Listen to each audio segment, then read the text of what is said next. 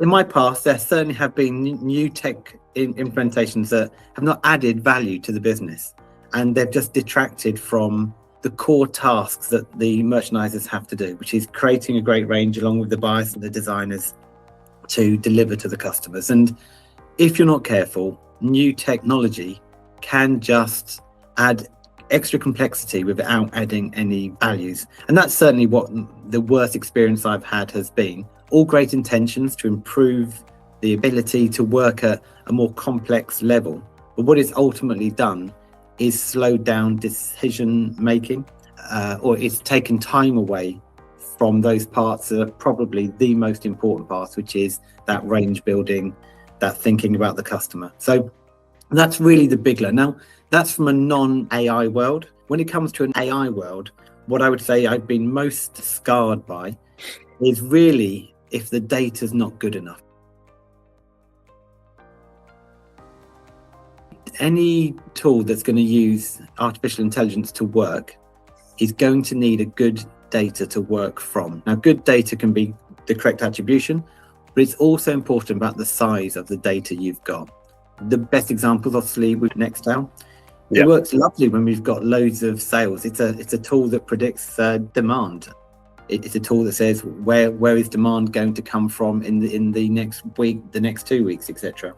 If you don't have good data to inform that, it's hard for it to operate. And most businesses will have products with a high rate of sale, loads of good data, and there'll be others which don't have loads of sales, but maybe it's something that is always expected to be there by the customer.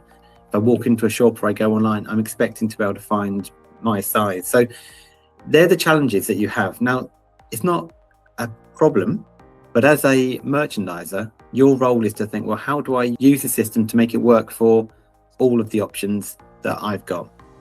And actually, that's probably one of those big learnings I've had, is that how you now need to spend your time is thinking about, well, am I putting the right inputs in? So most tools say, well, what outcome are you trying to get to? And it really helps you clarify, what is the outcome I'm trying to achieve? Because if you don't know the outcome you're trying to achieve, then the tool you've got isn't likely to help. All companies, I think, should want to have the best data they possibly can. But it's also true that you need to be very mindful that it doesn't take over people's ways of working. Because you can always add an extra attribution, but you have to be really clear that that's going to add value to the business. What is important is to be clear on what is a sale, what time did it happen. Those sort of standard things are really important, just to say that you've got real clarity of how you're going to measure a sale, a return, so that when you do any implementation, the actual system can understand what were those customer touch points. You've always got to take most data with a pinch of salt in a way, because there are some personal opinions that have crept in somewhere along the line into that attribution process, or either personal opinions or just the facts that are relayed by an image, which aren't always factual. So end use and color, as much as you might think they can be factual from an image, the team need to understand why the change is being made. That's the starting point. They have to understand that what we've been doing has been great, but there's a better way of working. And that could be better outcomes. It could be time saving. There's lots of different reasons why you want to make the change. It's not possible just to turn around and say, here you go, here's a system, crack on. Because merchandisers love working with their numbers.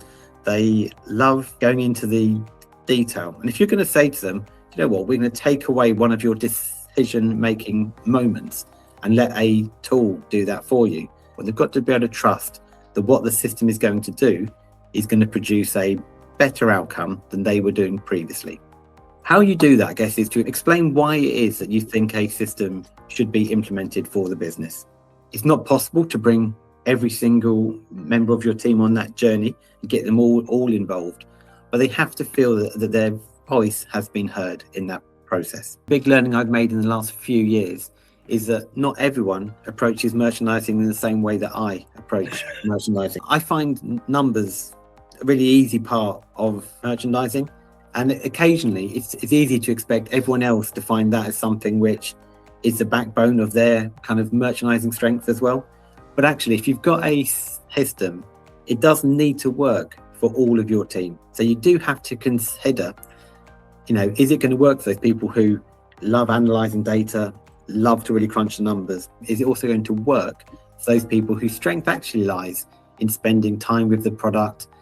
They're a bit more about gut instinct and gut feel to kind of making their decision. So you do need to think about the team that you've got and the future team that you might have, and just ensure that any system you implement isn't going to be a positive for half your team, but actually be a negative. Most people in the merchandising world are struggling with a work-life balance. So the starting point is, well, does this just allow me to actually do my hours and complete my tasks in the hours?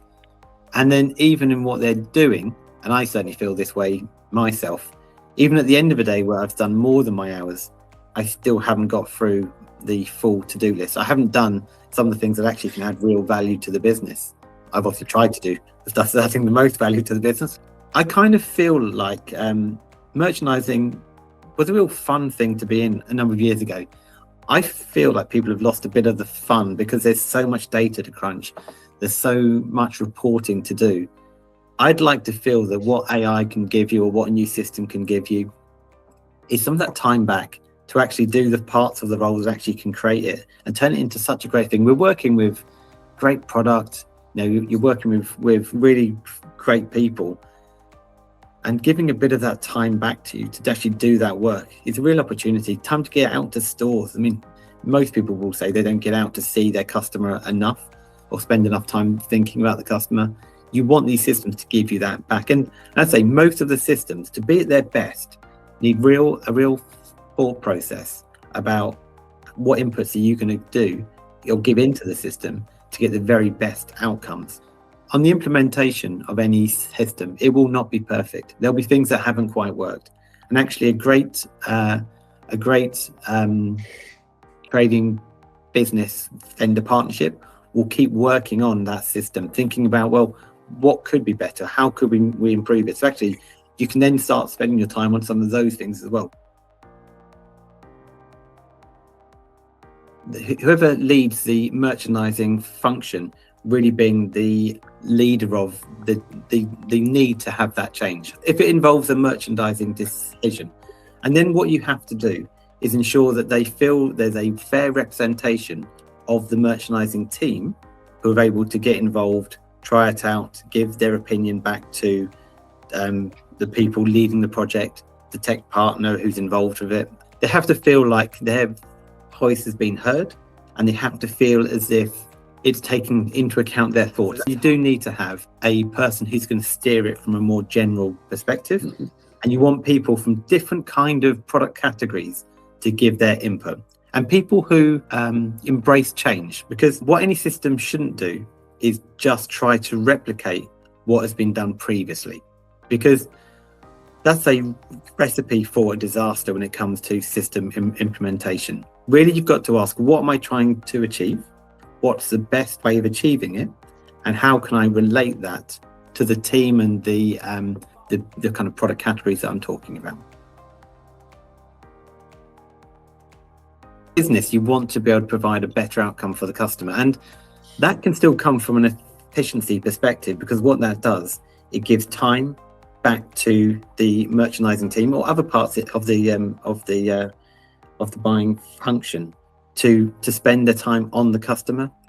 If I think about elements that have worked, it tends to be any manual work you do is very reliant on crunching lots of data, and that can take quite a long time.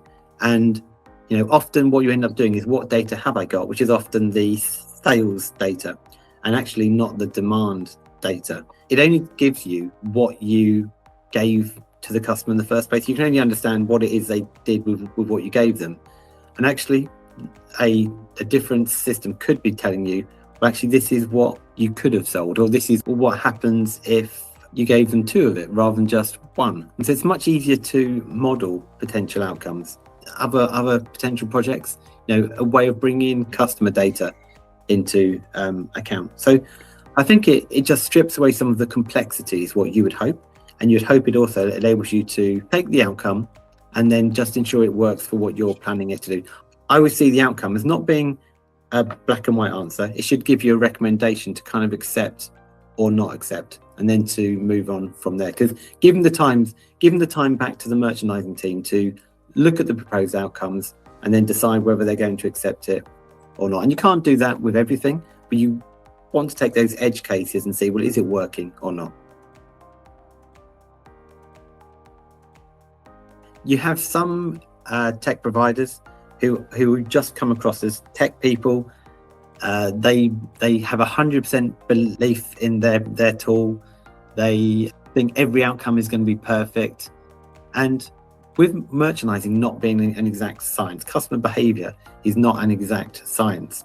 You want people who can translate what's happening into the merchandising world, because that really helps bring the merchandising teams on the journey. I love a tech provider who says, yeah, it won't get everything right.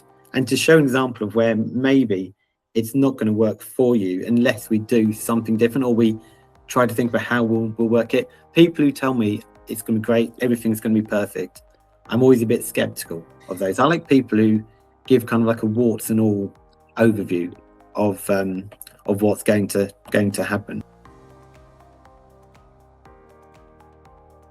A really long project which takes a long time to go live, that isn't really what works from a merchandising tech partnership, because you kind of should get a MVP up and running. Like something that is, that's good enough for us to start with. What can we learn from that? Where can we take it forward? How can we improve it? You kind of want that, always a view that you can do better than where you are today. If you're holding on for that perfect moment, it's not really going to happen. So you should get something on board that can add value to the business, who are improving their outcomes, who are improving their workload. But you can say we can always do better, because what you want is a merchandising team to say, do you know what, this has been great on product A, product B, product C. It's not quite getting to where we want on product D. What could we do differently? Why is it not working? So understanding all of those things adds real value to that partnership. And that's what you really need from a partner, is people who say, great, if you take us on board, we'll start to add value, say from the first day, and then over time, that value, we can work together on just increasing it.